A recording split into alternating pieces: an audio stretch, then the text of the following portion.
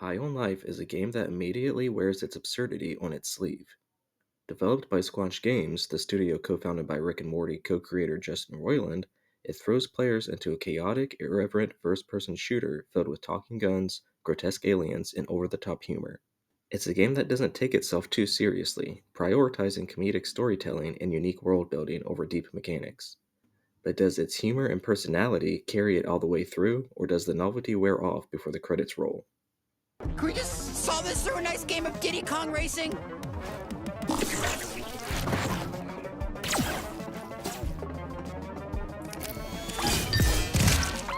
I hope you the best.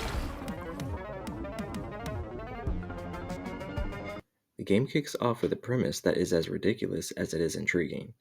You're an aimless teenager whose life takes a sharp turn when an alien drug cartel, the G3, invades Earth to use humans as a new form of narcotic. After stumbling upon a sentient gun named Kenny, you escape to an alien planet and are quickly roped into becoming a bounty hunter tasked with taking down the cartel's leaders.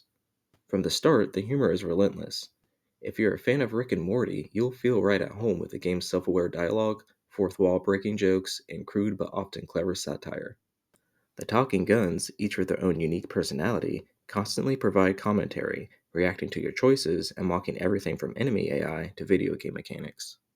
Considered taboo not to like anime in space. We even like that show Code Lyoko. You know that Cartoon Network show from like 20 years ago that kind of looked like anime except everyone had huge foreheads for some reason? Yeah, we liked it. You know what else had an elevator like this? I think Final Fantasy VII. Definitely, I think Chrono Trigger, Resident Evil 2. You remember those games? You probably don't know them. We only have them here in space. They're space games. I bet there's no Earth equivalent at all.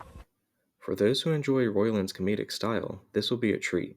There are genuinely funny moments, and some of the game's satirical takes on corporate greed, bureaucracy, and even the gaming industry hit surprisingly well. However, the humor can also feel excessive. NPCs ramble on for minutes, some jokes drag on too long, and the constant chatter, while an impressive feat of voice acting, might test your patience. Luckily, the game offers an option to reduce the frequency of dialogue for those who prefer a bit more silence. Some guy shot me once because he got so mad that there weren't any real deals here. I almost died. I guess that'll do. Solid purchase. Not a great purchase, not a smart purchase, but solid.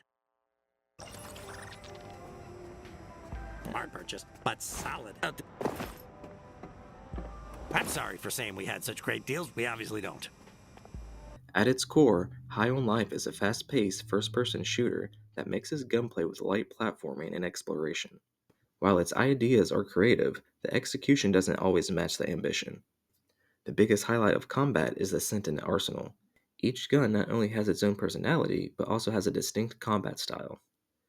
Kenny, the pistol, is a standard blaster with an explosive charged shot.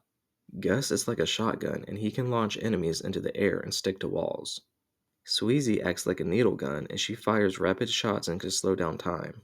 Creature is an organic launcher, and he shoots tiny creatures that attack enemies independently. And Knifey is the melee weapon, and he can also open chests. While the weapons are fun to use, combat itself often falls into repetitive patterns.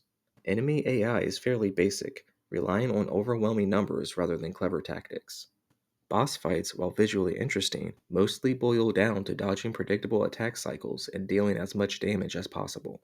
The fights are entertaining, but they rarely feel strategic or challenging in a meaningful way. Oh, come on! Use my time bubble on one of those ships! Great! Perfect! Now hurry and cross before it wears off! Incredible, right? What a thrill! Beyond shooting, the game incorporates plenty of platforming and mobility-based mechanics.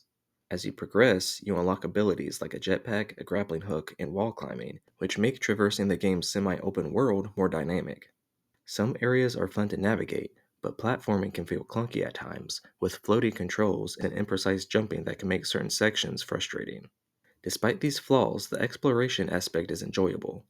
The world is packed with hidden secrets, alternate paths, and absurd side characters who make venturing off the main path worthwhile.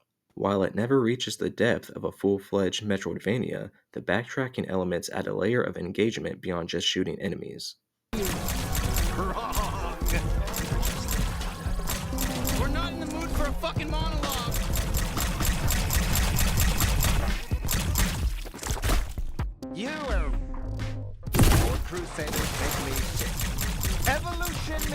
the perfect biological drug. It's only natural that other beings take advantage. It's how things are meant to be. One of High on Life's biggest strengths is its visual and audio design. The alien worlds you explore are vibrant, grotesque, and filled with quirky details. Environments are full of odd-looking creatures, organic structures, and absurd NPCs, making every location feel distinct and alive. The character designs, much like the humor, are exaggerated and sometimes intentionally unsettling. Some aliens look like they were ripped straight from a fever dream, which fits perfectly within the game's bizarre universe. However, the visual clutter in certain areas can sometimes make navigation more difficult than it needs to be. Papa loves us. God, I can't handle whatever I'm feeling. What is this love? Is this what love is? Oh, God, I can't handle whatever this feeling is. Is this, oh my God, is this love? Oh, Jesus, these guys need therapy. Audio is another major part of the experience. The voice cast, led by Justin Roiland, delivers performances packed with energy, with nearly every character having something to say at all times. The talking weapons are the centerpiece of this, and while their banter is often hilarious, it can also be overwhelming for those who prefer a quieter experience. The game's soundtrack is an electric mix of synth-heavy sci-fi beats and absurdly placed licensed music. Some tracks fit the atmosphere perfectly, while others seem designed to be intentionally jarring, adding to the game's unpredictable tone. Bottom of an asteroid? I'm not gonna lie, it's a good place to hide out. But yeah. Against violence. Oh, hello. Were you guys at the party last night? I can't believe Nipulon showed up. Oh, I saw. Nipulon is so cool. He was looking real good. Easily the hottest G3 Whoa, officer. whoa, Nipulon's not as hot as Sector Giblets. What? Nipulon's way hotter, trust me. And he's got charisma. That goes a long way.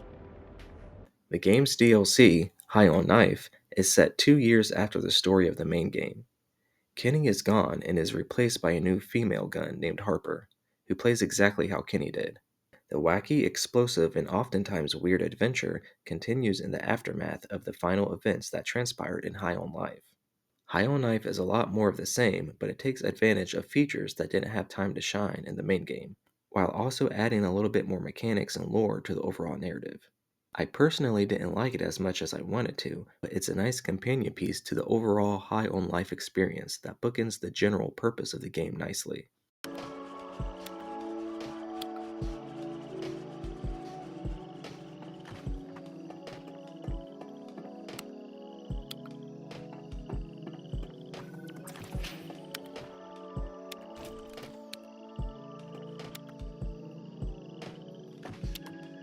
Ooh, we should check out the lug locks. High on Life is a game that dares to be different, leaning fully into its comedic sci-fi identity. It delivers a unique blend of humor, world building, and absurd storytelling that makes it stand out in the crowded FPS genre. The talking weapons, bizarre NPCs, and ridiculous missions make for a highly entertaining experience if you're on board with its style. However, its gameplay doesn't always hold up to its creative vision. Combat is fun but repetitive, enemy AI lacks depth, and platforming can be a hit or miss. Additionally, the relentless humor, while often hilarious, might be a deal breaker for people who prefer a more balanced experience. Okay, you know what? It looks like some simple platforming, like what you'd see in like Lucky's Tale on, that one game that we all know and love, Mario Land or whatever. For those who love Rick and Morty style comedy and don't mind a bit of jank in their shooters, High on Life is a one-of-a-kind adventure worth experiencing. But if you're looking for tight gunplay, deep mechanics, or a more serious sci-fi story, you might find yourself losing interest before the end. At its best, High on Life is a wild, laugh-out-loud FPS that offers something truly different in the genre. At its worst, it's a game that occasionally gets too caught up in its own jokes to deliver a polished experience. As a fan of original and super creative games, I loved playing through High on Life and experiencing the influx of ideas and pandemonium in general. If you're willing to embrace the chaos, it's a ride worth taking, but buckle up because it's a weird one. My name is Thomas, and I just want to say I didn't kidnap That alien baby. I give High on The Life trial wasn't publicized. It wasn't on air. Like an nobody 8 saw it. out of 10. I was pronounced innocent, but nobody really saw it. So I'm buying these commercials to just make sure everyone knows I did not kidnap the alien baby. I did not do it.